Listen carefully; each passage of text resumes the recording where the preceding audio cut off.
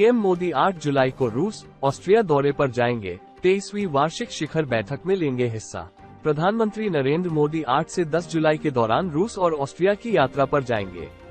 सूत्रों के अनुसार मोदी 8 और 9 जुलाई को मॉस्को में रहेंगे, जहां वह रूस के राष्ट्रपति व्लादिमीर पुतिन के साथ 23वीं भारत रूस वार्षिक शिखर बैठक में भाग लेंगे। मोदी 9 जुलाई और 10 जुलाई को ऑस्ट्रिया की राजधानी वियना में रहेंगे।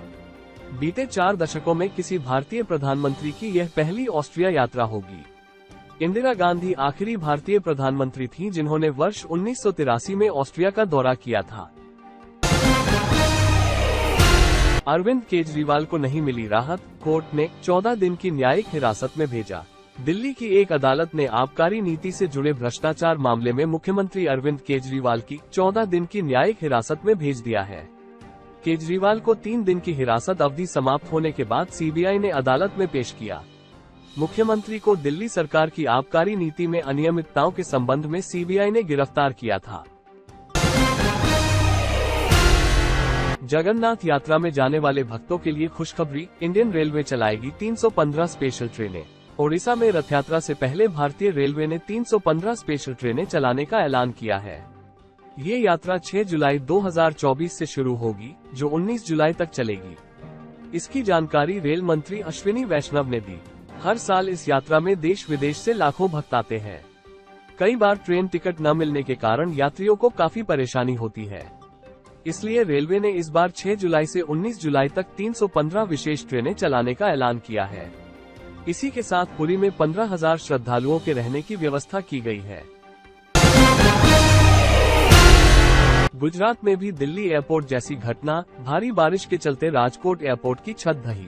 गुजरात के राजकोट में भी दिल्ली एयरपोर्ट जैसी घटना सामने आई है। यहां राजकोट हवाई अड्डे के टर्मिनल के बाहर शनिवार को भारी बारिश के कारण छत गिर गई। गनीमत रही कि इस हादसे में किसी के भी घायल होने की कोई खबर नहीं है।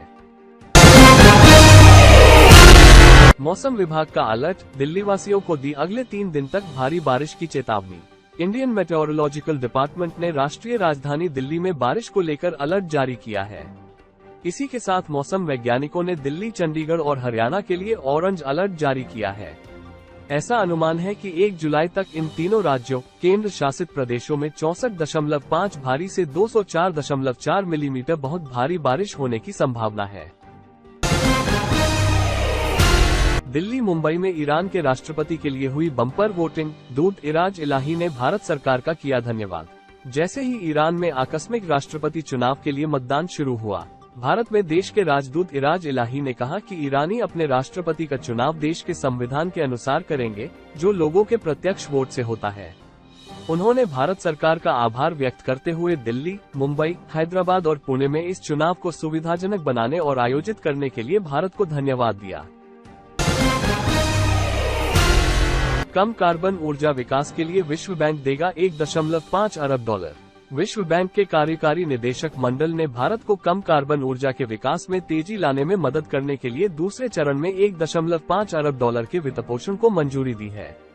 विश्व बैंक ने आज कहा कि यह अभियान हरित हाइड्रोजन के लिए एक जीवंत बाजार के विकास को बढ़ावा देने, नवीकरणीय ऊर्जा को बढ़ाना जारी रखने और कम कार्बन ऊर्जा निवेश के लिए वित्त को प्रोत्साहित करने का प्रयास करेगा।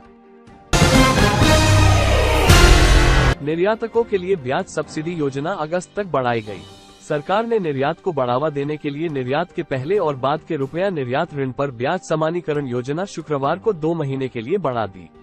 निर्यातकों को ब्याज लाभ प्रदान करने वाली यह योजना 30 जून को ही समाप्त हो रही थी।